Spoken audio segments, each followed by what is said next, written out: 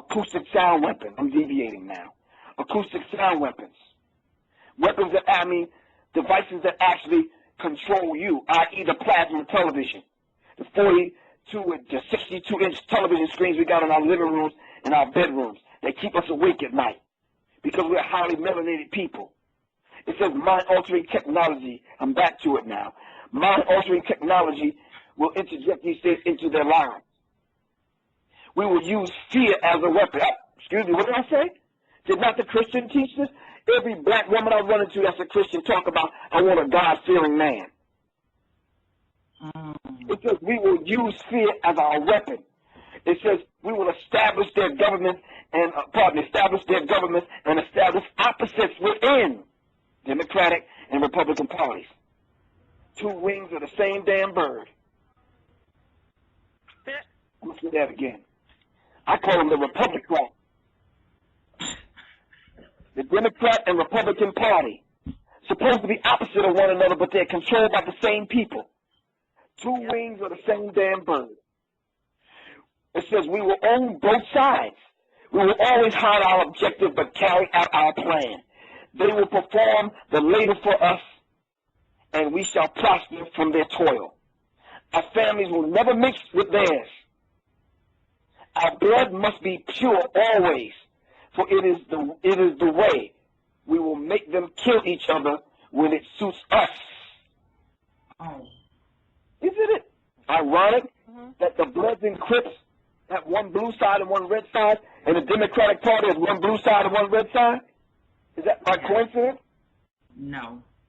It says we will keep them separate from the oneness by dogma and religion. I'm going to read that one again. Please do. We will keep them separated from the oneness by dogma and religion. We will control all aspects of their lives and tell them what to think and how to think. We will guide them kindly and gently, letting them think that they are guiding themselves. We will foment animosity between them through our factions. When a light shall shine among them, we shall extinguish it by ridicule or death, whichever suits us best. I'm going to say that one again. When a light shine among them, i.e. Marcus Garvey, i.e. Noble Drew Ali, i.e. the most honorable Elijah Muhammad, Malcolm X, Minister Farrakhan, Umar Abdullah Johnson, Dr. Francis Cress Wilson, Professor Smalls, Professor Simmons, Shashi McIntyre, W.E.B. Du Bois. I could go on and on. Steve Coakley, Black Panther Party, Winnie Mandela, the Mau Mau, the Zulus, All African People's Revolutionary Party, shit, Public Enemy. When a light shine among them, we shall extinguish it by ridicule. Did they not ridicule Marcus Garvey? Yes, they did. Did they set him up and put an agent in the ranks of the UNIA, set Marcus Garvey up and deported him on mail fraud? Did they try to assassinate him and shoot him in his own office? Did they not set Malcolm up by using brothers and planting agents inside of the Nation of Islam to pull the trigger and then blame it on the nation? And then the person that gave Malcolm mouth-to-mouth resuscitation at the Audubon Ballroom after they shot Malcolm was an FBI agent? Did they not set up Fred Hampton Sr.? It says, when a light shine among them, we shall extinguish it by ridicule or death, whichever one suits us best. It goes on to say, we will make them rip each other's hearts apart and kill their own children. All of this is in my book, The Psychological Covert War on Hip-Hop, on page 82. It says we will accomplish this by using hate as our ally, anger as our friend. The hate will blind them totally, and never shall they see from their conflicts we emerge as the rulers. They will be busy killing each other. They will bathe in their own blood and kill their neighbors for as long as we see fit. We will benefit gently from this, for they will not see us, for they cannot see us. We will continue to prosper from their wars and their deaths. You remember Rwanda? Yeah. The Tutsis against the What was the other faction called? It was, I can't think of it off the top. These were the same people.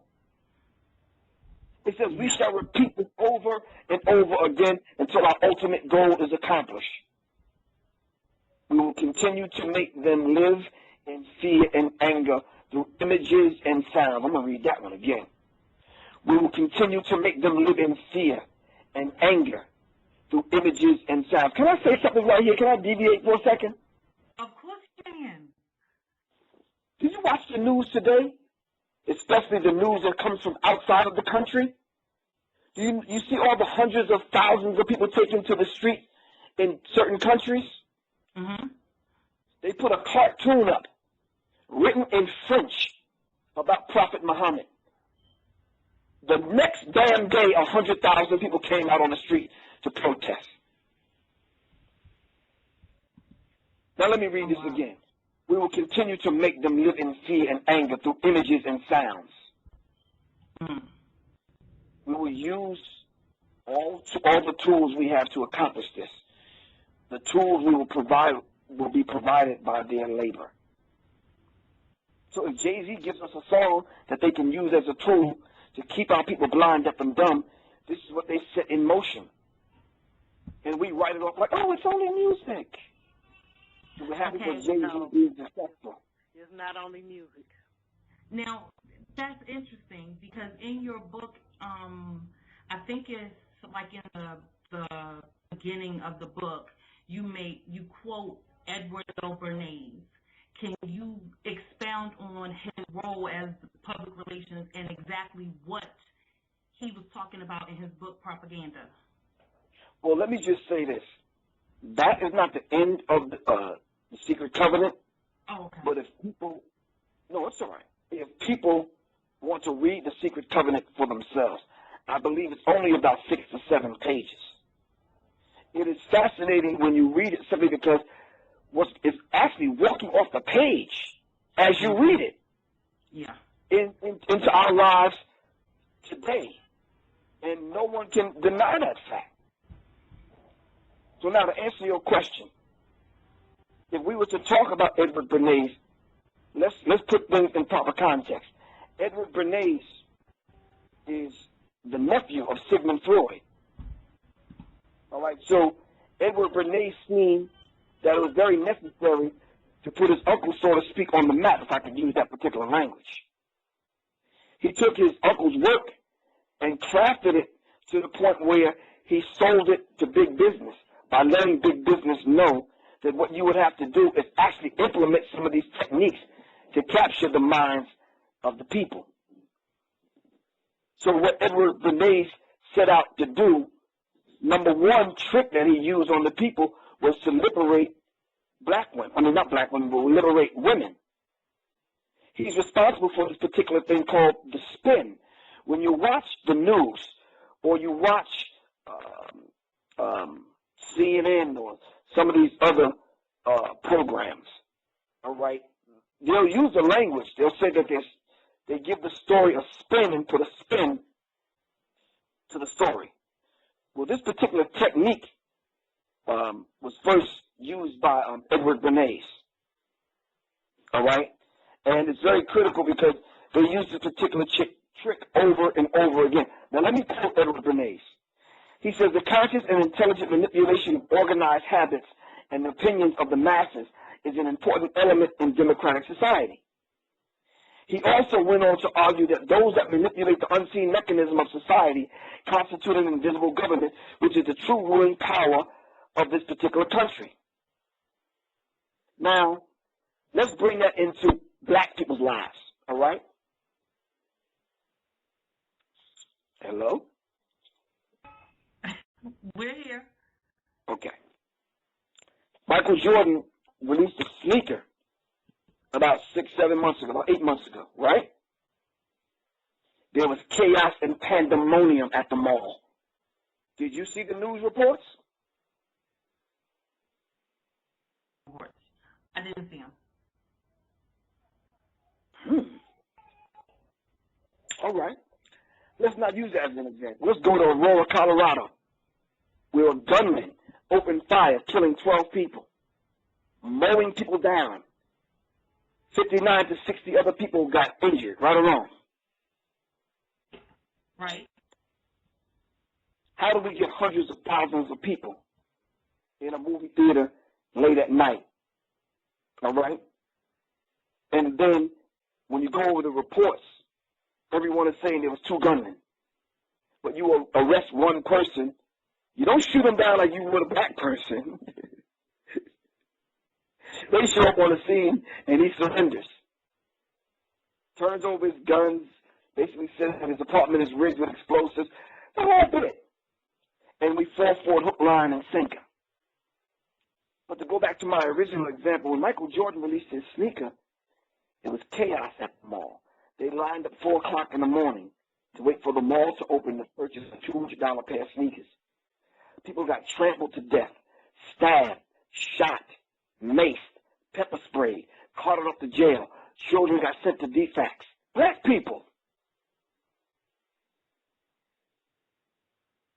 See, the conscious and intelligent manipulation of organized habits and opinions of the masses is an important element in a democratic society. Those who can manipulate this unseen mechanism of society constitutes the invisible government. They are the invisible government, the Illuminati. You don't see them, but you feel the effect of their agenda. Edward Bernays. And that's kind of what he talked about in that book, Propaganda. He talked about the unseen agenda, but you see it everywhere. And so I definitely wanted to kind of get into that because of what you were talking about, the covenant. I think those two kind of go hand in hand. Now, Phil Valentine said they studied the beats of rap to entertain the heart and brain. It's easy to put ideas in people's heads once you tap into the rhythm of the heartbeat. Now, is this evident in the repetitive nature that songs are played on radio stations and TVs? Because you hear the same songs over and over and over again until they're almost in, well, not almost, until they're programmed in you. So before you know it, you're singing the song right along with them. Is that where that comes from? Well, we weren't that simplistic. This is why I said that there's a war that's going on. Let me prove that. Okay. You ever heard of an artist called John Coltrane? Yes. Miles Davis? Yes. Yes. All right. Thelonious Monk, and I could go on and on. Jazz artists that put complex rhythms together, right or wrong? Right. See, it wasn't that repetitive and that simplistic. This is why they revere people like Jimi Hendrix as a god among them.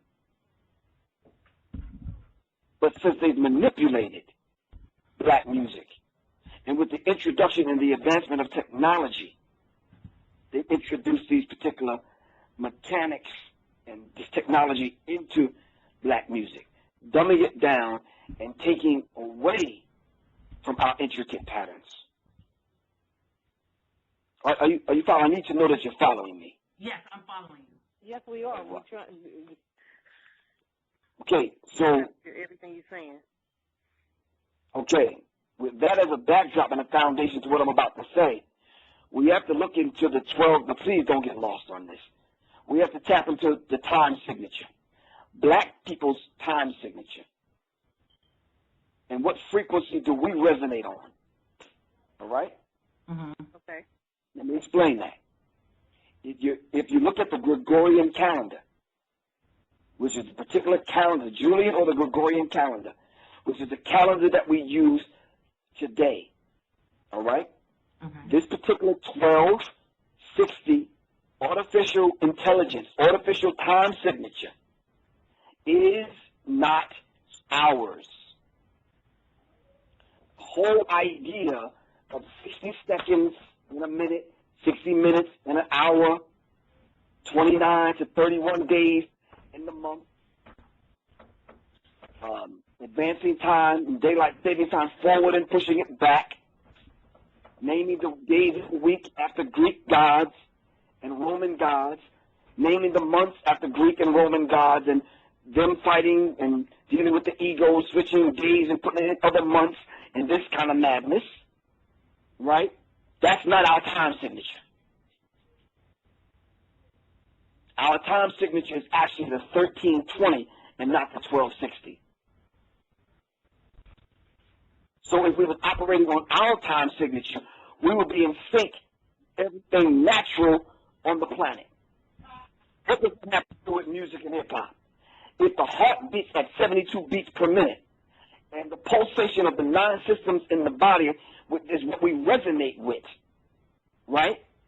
Mm-hmm. Then when we program beats, when we step on the drum set, when we pick up the horn and the guitar and other things to make music, we're operating on our time signature.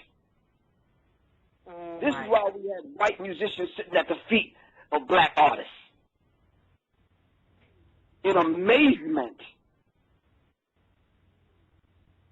So we have to understand these particular dynamics.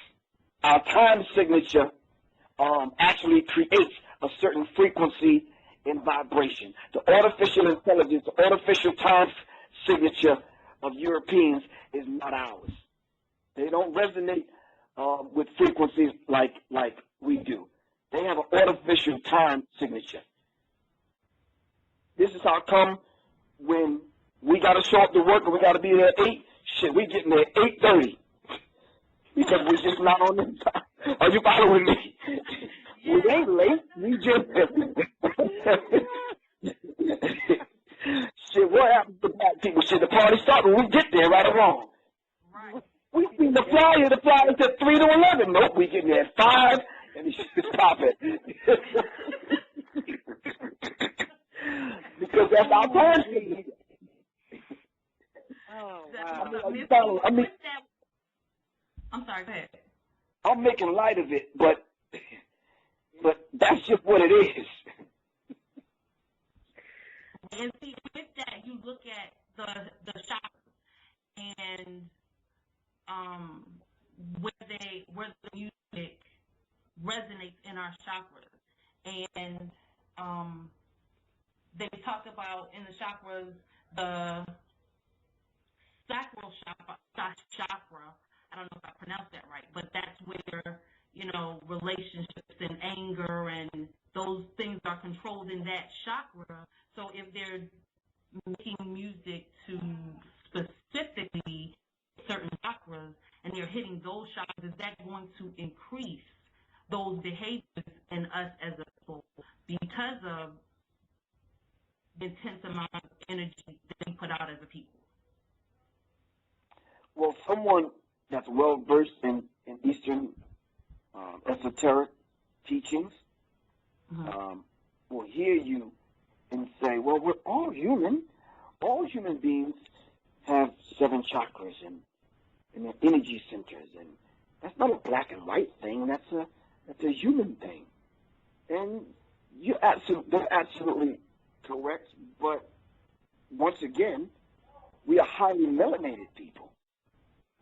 They have a calcified pineal gland, and we don't. What do I mean by that? I'm not trying to sound intelligent. But when we bite into an apple, we take the full range of the apple. Are you following me? Yeah. Mm-hmm.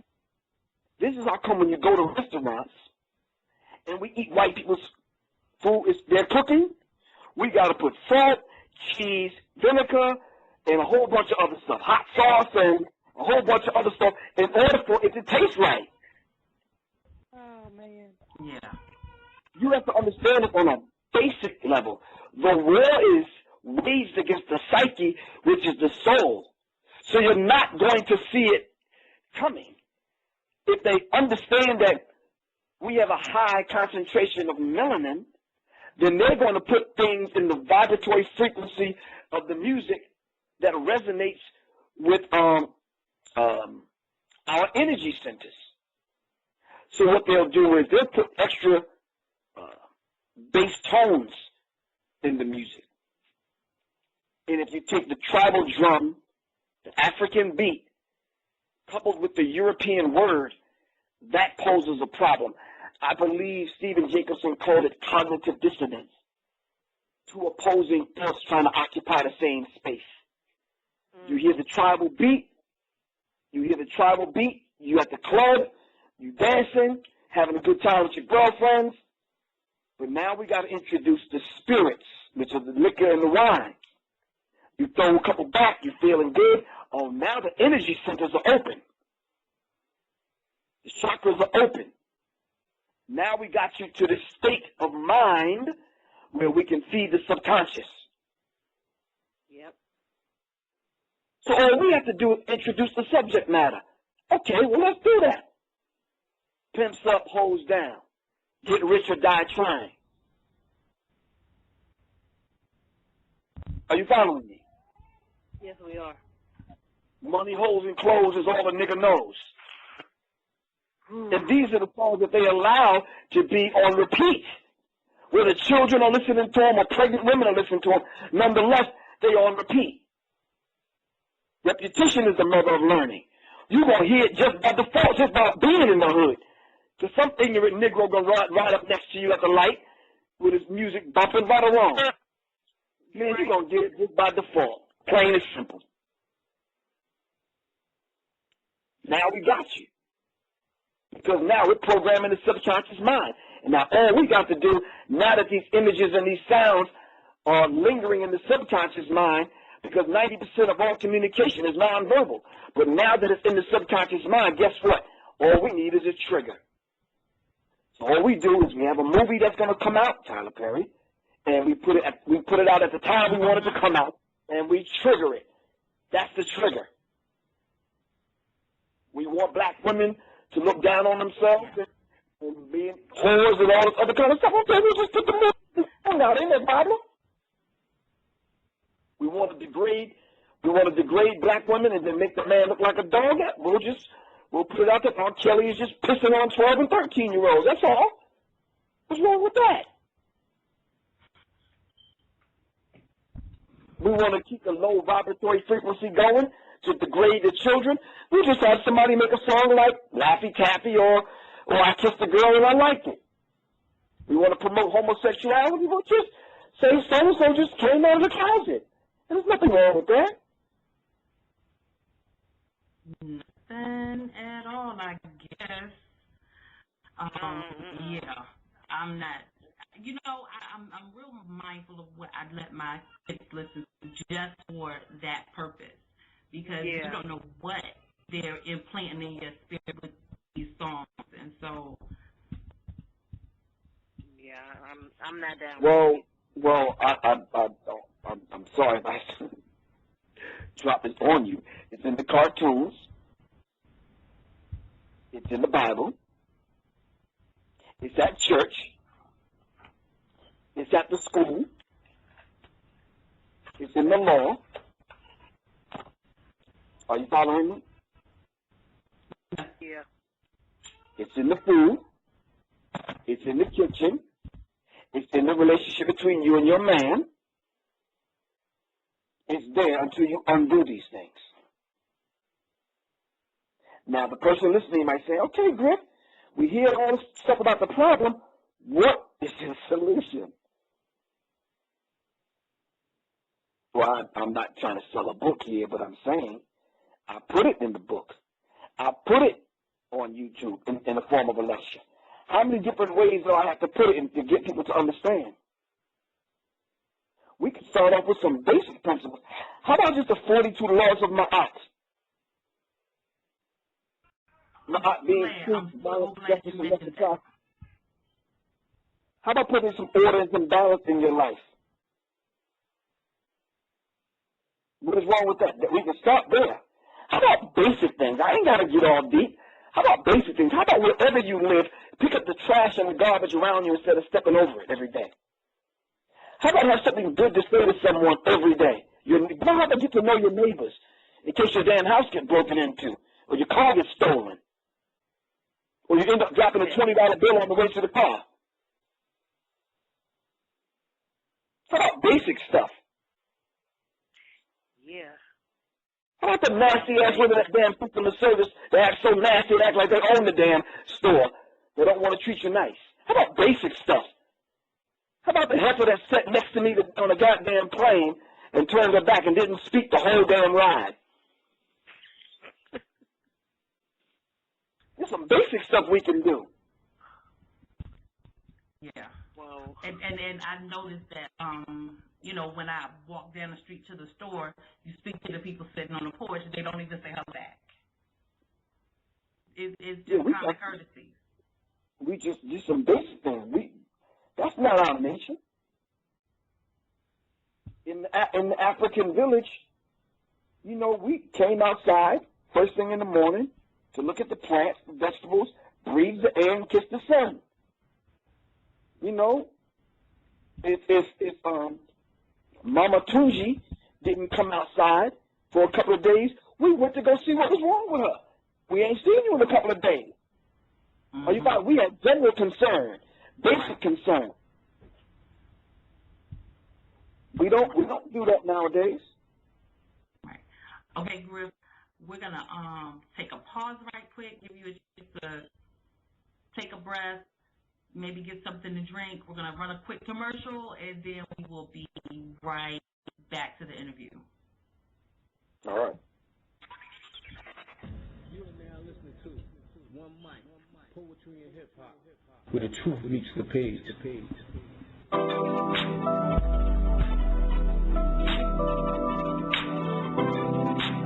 Osteogenesis imperfecta, or brittle bone disease, is a collagen disorder that affects less than 5% of the world's population. Many of those affected by it suffer from multiple breaks over a lifetime, loose joints, short stature, hearing loss, impaired vision, and constant pain.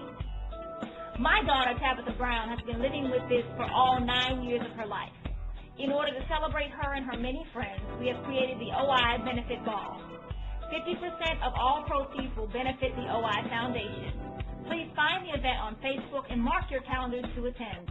Come out and join us in a yellow winter wonderland. The DJing at its best. Check out DJ Damu. Hit him up at djdamndde@gmail.com. What it is, what it do, well, it's me, Poetic J, a.k.a. Preach. And right now, I'm here to let you all know about the poetry movement. Now, for those of y'all that have yet to hear about the poetry movement, it is basically a source of media and news for poetry events around the globe. You can find us on Facebook at facebook.com/the poetry movement. That's THE Poetry Movement. You can also find us on Twitter at TPMBMT. That's capital TPM, lowercase BMT. And right now, I'm currently working with individuals around the country. So if you do check us out, you are very likely to see an event going on near you. It's your favorite author and spoken word artist. If not yet, it's because we ain't met. It's Kelly Seltzer, the author of the book 4180 Tiffany Lane, also a spoken word artist. I want to encourage everybody to go out and get the book 418 Epiphany Lane. It's one of the most authentic paintings of real life in poetry form. The book covers every aspect of every emotion that it possibly could. We can be found on Facebook at 418 Epiphany Lane, or we can be reached at www.418 Epiphany Lane. Stop by our pages. Give us a shout out, buy the book. It's at all major bookstores, and we are ready. Thank you for your support.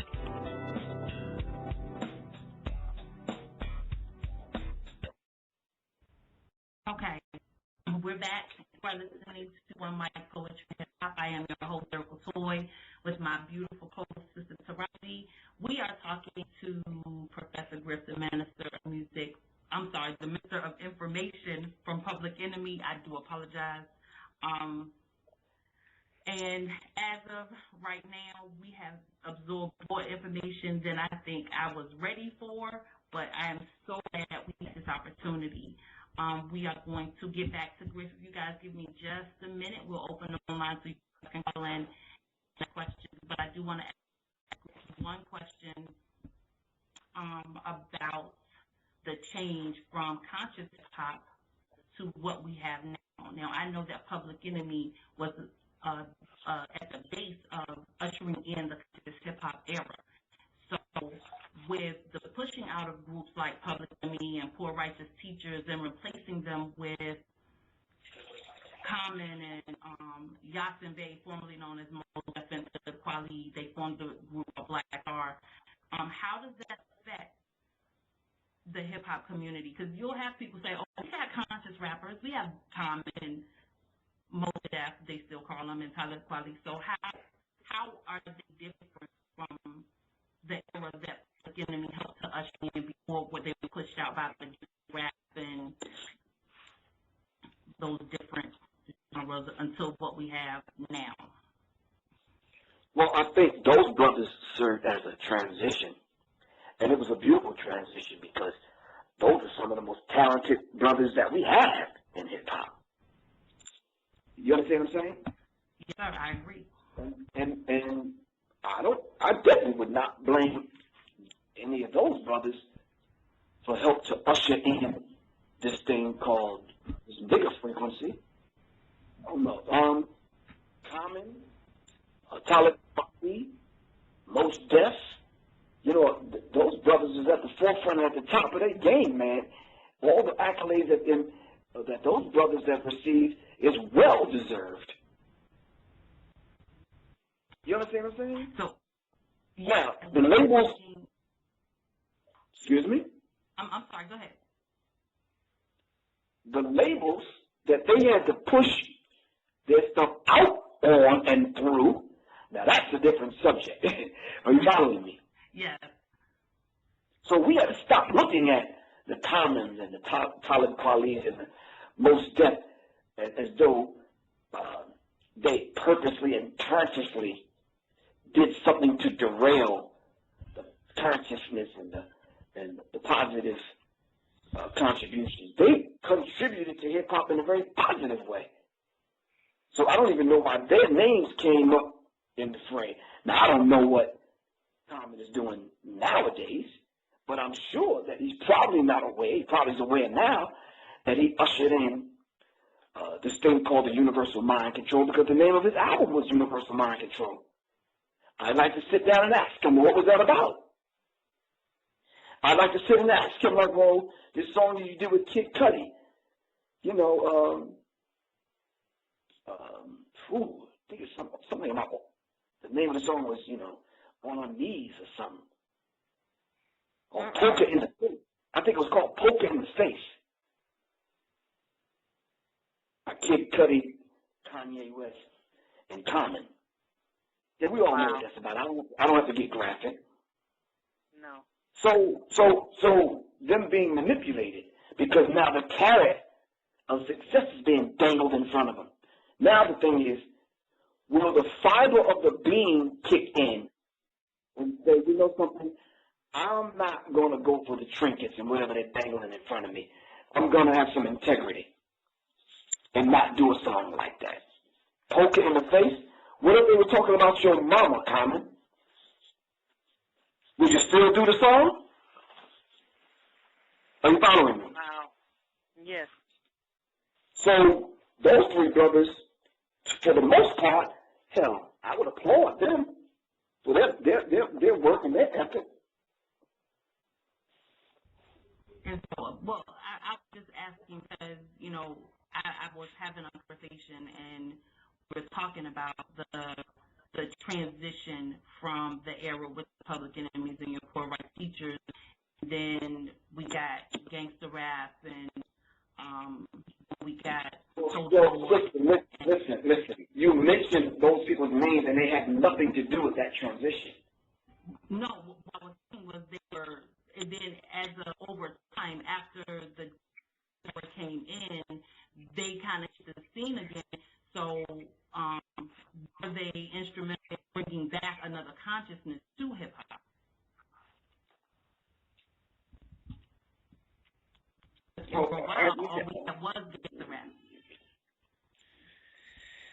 Yeah, I could understand what you're saying. Yeah, but I don't know.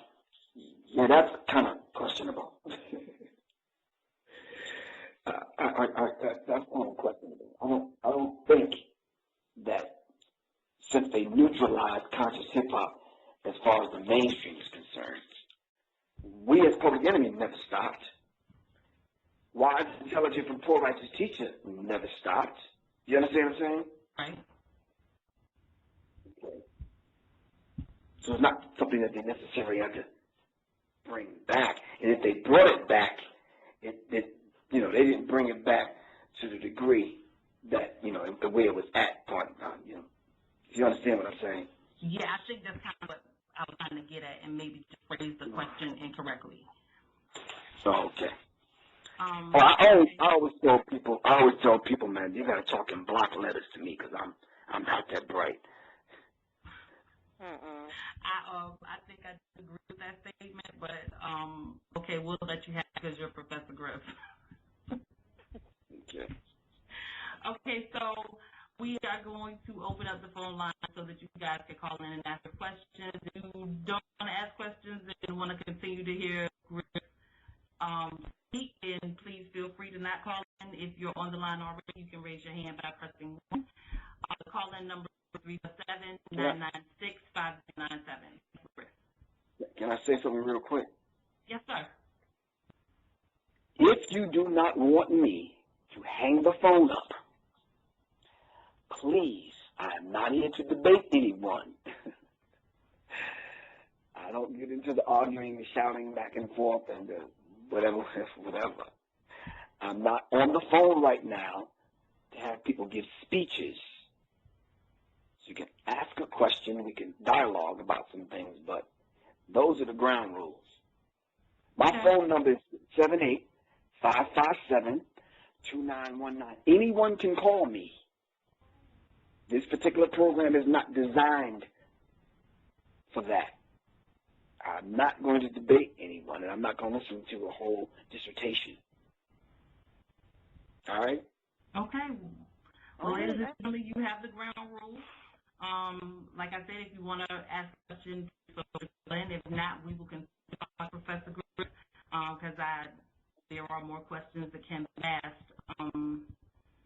Specifically, I want to ask you about, or not about, but could you give us a brief overview of what the contract is? You do a brief overview of what? What a 360 contract is. Real quick, 360. I need everyone within the sound of my voice to grab a pen and piece of paper.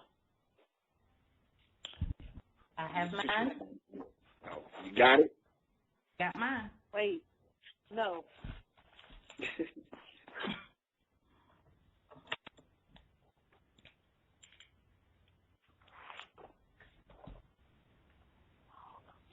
Okay, Church, what you thinking? What you waiting on?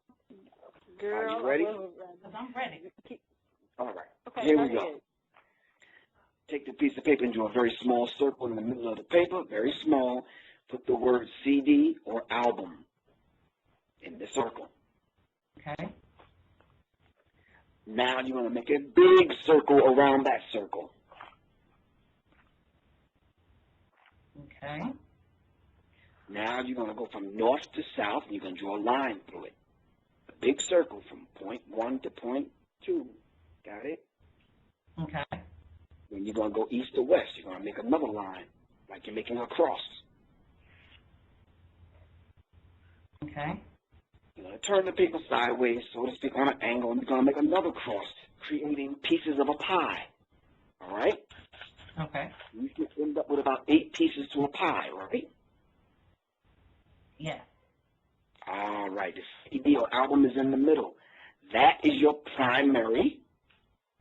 That's your primary product in the music industry. Everyone finds, when is your album coming out? Here's your album. They give you a release date. Here's your album. But the contract that you signed, 360, simply means that they're getting 360, the total circumference of everything that you can possibly earn. Are you listening to me? Yes. Everything that you can possibly earn. Any money coming into the individual, they get a piece of the pie. What I need you to do, especially all of those of y'all that's in the music industry and desiring to be in the music industry, all right? Fill in the pieces of the pie with 8 ways you can get paid in the music industry. As Cat Williams said, don't worry about it, I'll wait.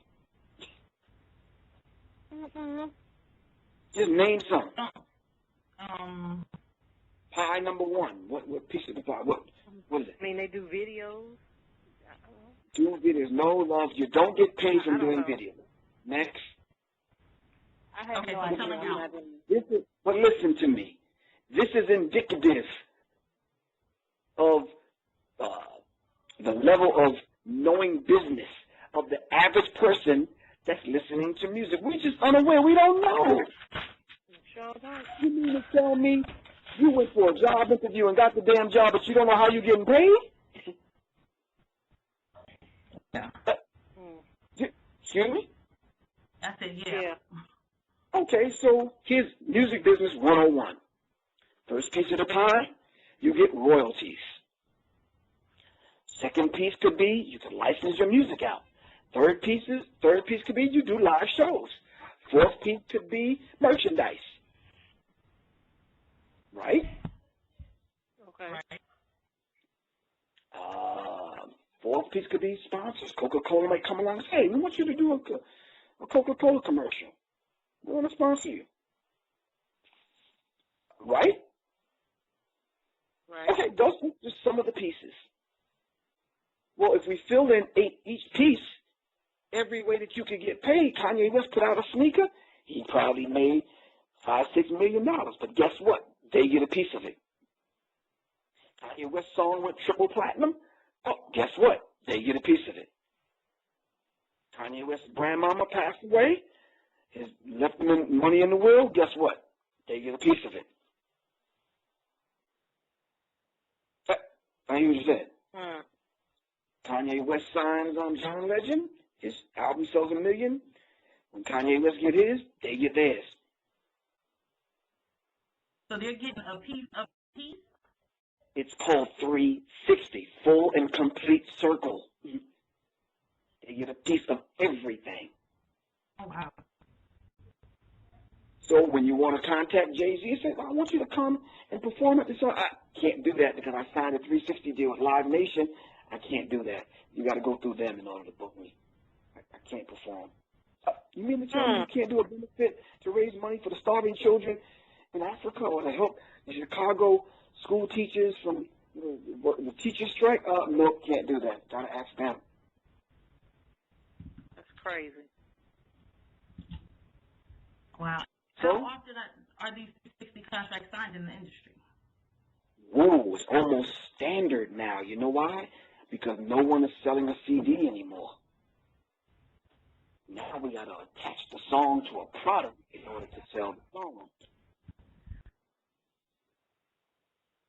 So you got companies now like AT&T and T-Mobile and Verizon and all these people now becoming the record company. They're becoming the way you distribute music now because the songs are associated now with a product, and the product is being funneled through technology, i.e. iPhone, iPad, Android phone, yada, yada, yada. So we'll talk about transhumanism now, how you morph the human with the machine. So in order for you to hear Beyonce's song, I guess you got to have an iPod or a computer, because how else would you hear it? No one's buying CDs anymore, right? Right? Now, guess who gets rich? Those that are selling the tablets.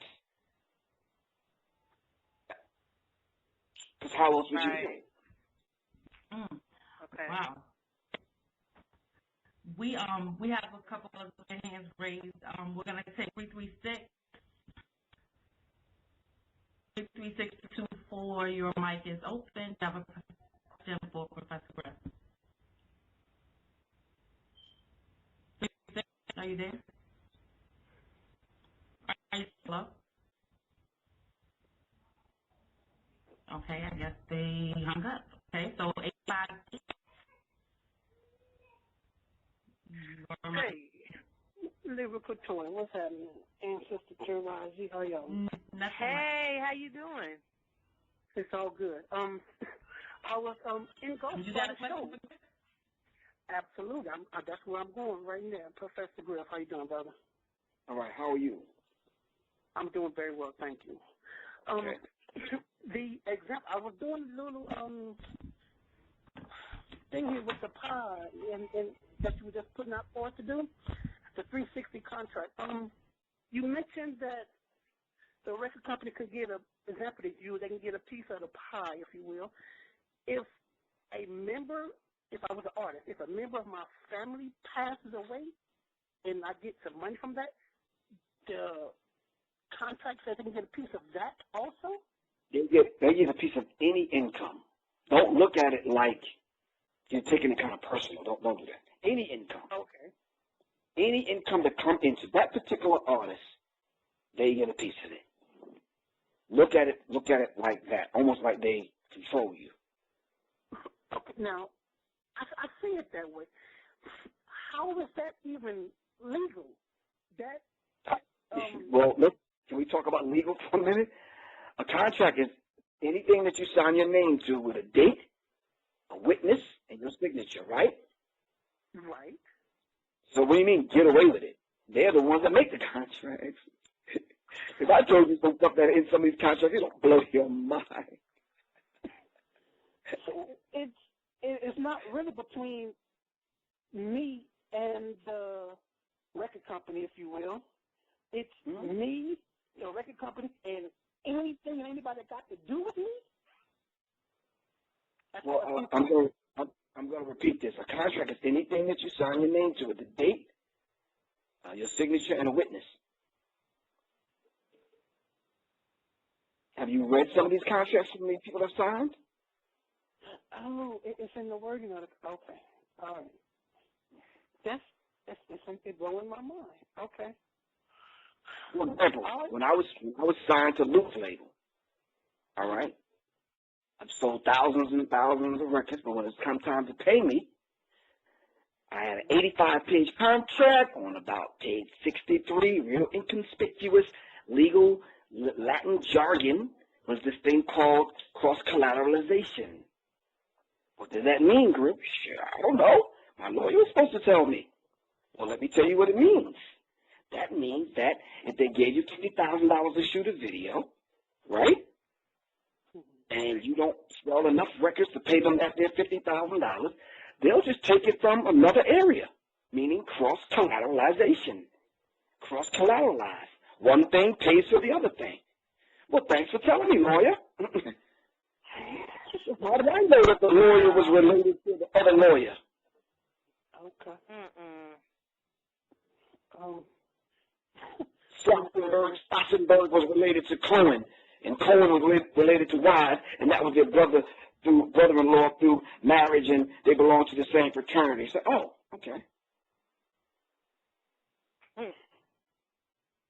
Hello. Ask a question, get an answer.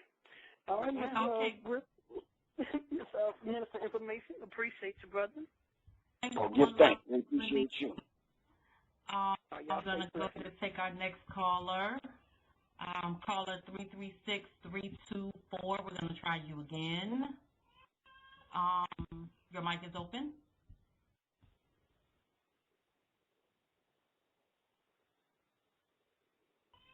Okay. Boy, you patient. Caller 33500. Your mic is open. Say you're going to a better place when you leave here anyway. People just used to this. That's all we know. All right, so keep it moving. Griff, can we talk about the 13 bloodlines and how they're related, or are we not allowed to talk about them? No. See, you said, are we allowed to talk? What are you talking about? I didn't know, they were not allowed to give names or how that worked. Who am I talking? Who is this? You think we've been talking about for an hour? Okay, I wanted to really just, I have 13 bloodlines of the Illuminati, and I didn't know if I was going to be comfortable having that discussion about the actual bloodlines being named or not, so I didn't. These phone lines must be tapped or something. No, they're not. Oh, And no. I don't know where that damn question came from. I don't know. Okay. 1% bloodsuckers of the poor, or the 13 bloodlines of the Illuminati, which are Esther, Bundy, Collins. I think that's some YouTube stuff, man. I think it's not a secret anymore. So for you to say, do we have permission, or what, that's just, it kind of took me back. But just to answer your question and not be rude, the 13 bloodlines of the Illuminati: Rothschild, Astor, Bundy, Collins, DuPont, Freeman, Kennedy, Lee, Onassis, Rockefeller, Disney, Russell, Van Duren, Meravigian, and Reynolds. Those are the 13 bloodlines. Did you hear me say Jay-Z or Kanye West's name? No. Thank you. They are not the Illuminati. Kanye West and Jay-Z are peasants when it comes to these people. Kanye West and Jay-Z got pocket change when it comes to these people. So when you're talking about a bloodline, in most cases they will marry their third or fourth cousin to keep it in the blood. Are you following me? Yes. This is the bloodline. These people are in cahoots with one another through sub-organizations because they control other secret societies. P2 Lodge, Rosicrucians, Freemasons, Skull and Bones, Bohemian Grove, Knights of Malta, Knights of Hospitallers, the Royal Arch, Freemasonry. They control them. They control financial groups, International Monetary Fund, the World Bank, central banks, and Federal Reserve. They control all of the research institutions, Tavistock Institute, Committee of 300,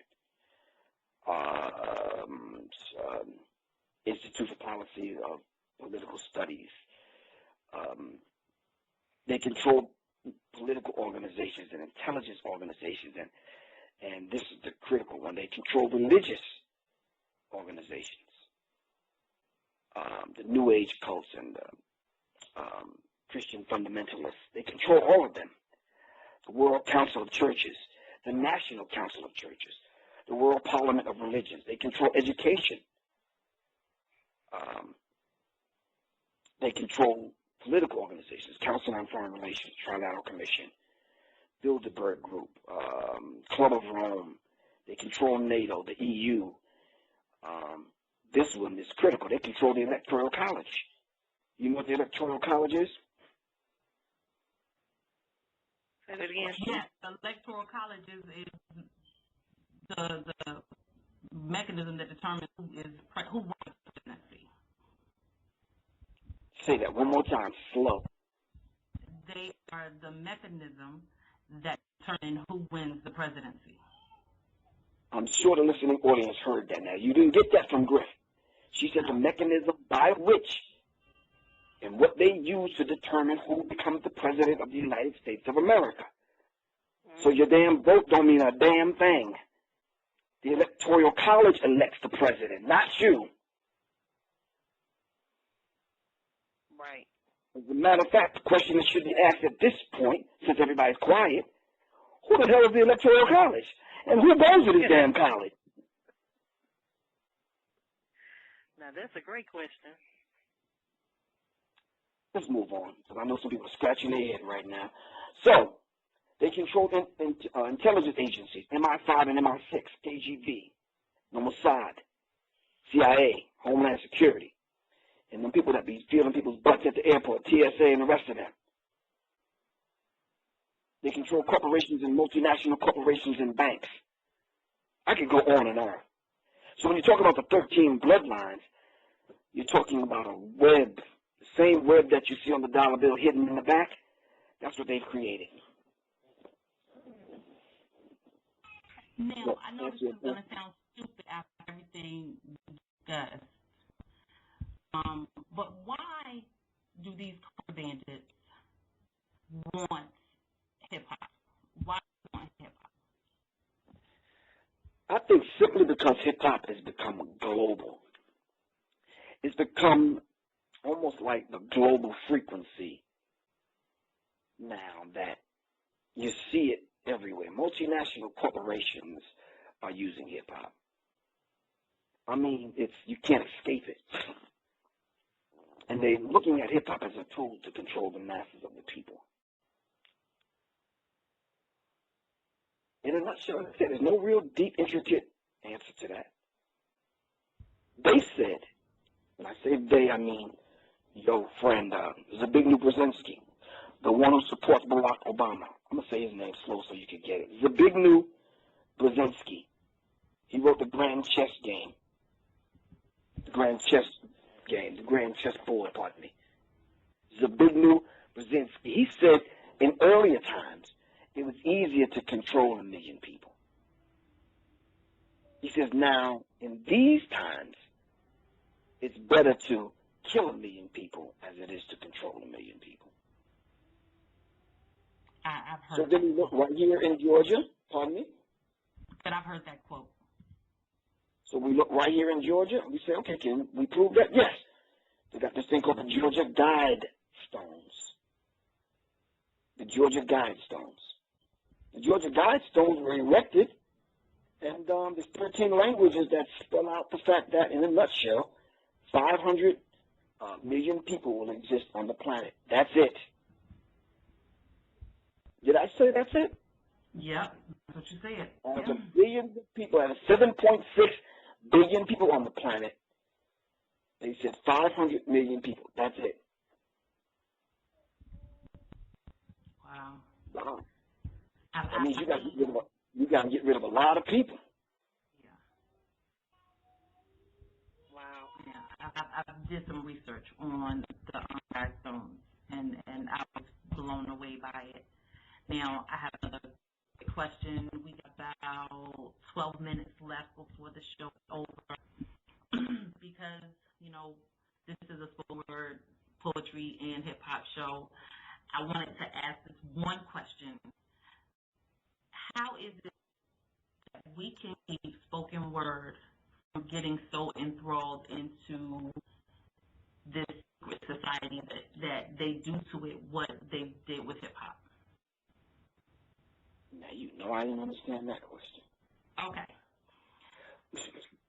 How do we keep spoken word from following the same path that rap did, infiltrating and using spoken word artists to control or as a mechanism for the man? No, you to be honest with you, love, I don't mean to sound disrespectful, but you ain't got to worry about it. There ain't no spoken word artist ever going to reach the level of a Jay-Z. That's just not going to happen. I can, okay, no. Not going to happen. Stop that. It's just not going to happen. Stop. The best spoken word artists that we have to offer will never reach that status. It's just not going to happen. Okay, so is there a solution to this integration in hip hop? And how do we become symbol literate? You got to slow down. Is there a what? Is there a solution for this problem in hip hop? Is there a way that we can become symbol literate to see these signs in front of us? No. Well, that's $1 million question. You said we only got 12 minutes. I think we only got about 8 right now. No, I can't answer that question. Because I can't do it justice in 8 minutes. Okay. Now, is there an answer to that question? Oh, of course. Yes, okay. Yes. Yeah, I lay it out. I mean, you could have your audience just go to my website, www.pgriff.info. That's pgriff.info. Or they can just text my name, Professor Griff, one word, to 72727. And just click on the link. This information, we download it into their phone, and they can scroll through and I update it every week. So they can get the information. Or they can just call me directly, 678-557-2919. That's 678-557-2919. It's there in the book, and I put tidbits of it in my other book, Analytics, 20 Years of Interviews and Conversations with Professor Griff, Public Enemy. So the Psychological Covert War, you can go to my website and purchase it. That's www.pgriff.info. So the answers are there. I don't mind if people call me and we dialogue. It's there. But we have to become readers, critical thinkers. We have to ask the right question to extract and get answers, and then take the information and make it applicable to people's lives, plain and simple. And do something basic, like each one teach one. Instead of putting cute pictures on Facebook, how about put a good book up there? Right, exactly. Thank you so much, Griff, for sharing this evening with us, for being our guest, for giving us more information. I think we were prepared for being minister information. Thank you for everything that you laid the groundwork for us with Public Enemy. Thank you for being one of my favorite people in the world. I don't know if I can thank you for anything else, but if there is anything else I can thank you for, I thank you for it now. Can you say your website again to make sure I put it in the chat room properly? www. That's World Wide Web. It's P as in Paul, Griff, GRIFF.info. Like Professor Griff, but pgriff.info. I got you. I put it in there.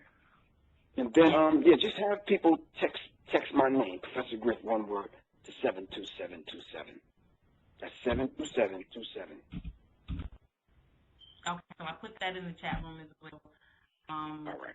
Ladies and gentlemen, we thank you all for coming and sharing this time with us, for bringing us back with a bang.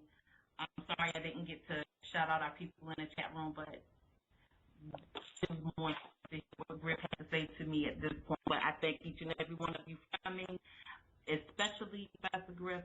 I will be giving you a call. I have lots of questions about the book and the Pale White Horse, the stuff I saw in there. I have lots of questions. All right. And so I look forward to being able to dialogue with you about the things I've read. And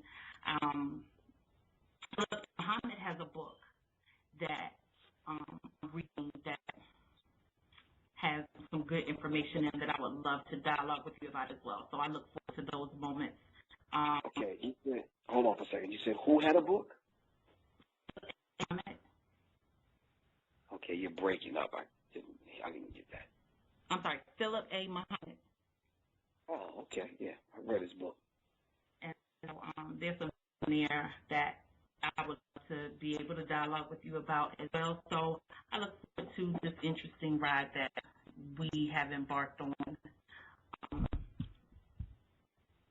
I guess the only thing else I can say again is thank you so much. You're such an awesome guest, as I knew you would be. Oh, give thanks. Is there anything else you want to say to the people before we close out? Well, I always say when I kind of leave these particular kind of experiences, revolution is not an event, it's a process. And we have to understand that it's not going to happen overnight. And I just hope people understand that they have to take this and use this as a reference point and begin to study and dissect things and stop operating on branch knowledge. Let's go to the root of these things to understand them. One caller several weeks ago, I was doing an interview in Detroit, and the brother just called me shallow and surface, and why are we spending all this time talking about the Illuminati? Every lecture that I do, I let people know that black people, we are the illuminated ones. Freemasonry was ours. These symbols were sacred to us, and they stole our symbols for subversive purposes. So if we don't understand it to that degree, they're probably absolutely correct. So where's the time talking about these people? But they have an agenda that they are pushing through our culture called hip-hop. And we are dying. Explain Chris Lighty's death. Explain Shakir Stewart's death. Explain all these uninvestigated deaths. We can talk about Michael Jackson and Don Cornelius and Dexter Williams. And are you following me? Yeah. So I'm scratching the surface. Hell, I could do 3 volumes of the cycle out over at War on Hip Hop. Well, maybe we can get you to come back and we could dig into it more. No problem. What you might want to do, and this is just advice from me to you, you might want to make your questions a little bit more simplistic. Okay. Just think about all the greats that came before us. They didn't talk a lot.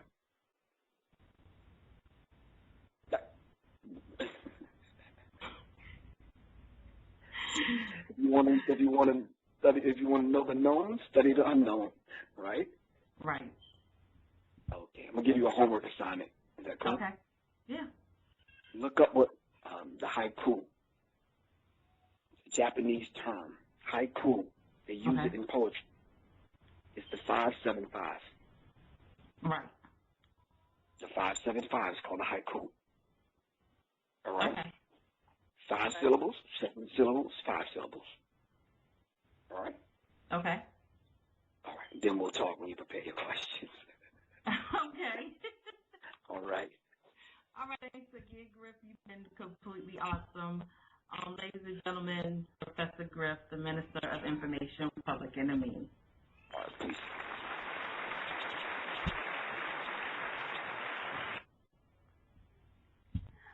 Okay.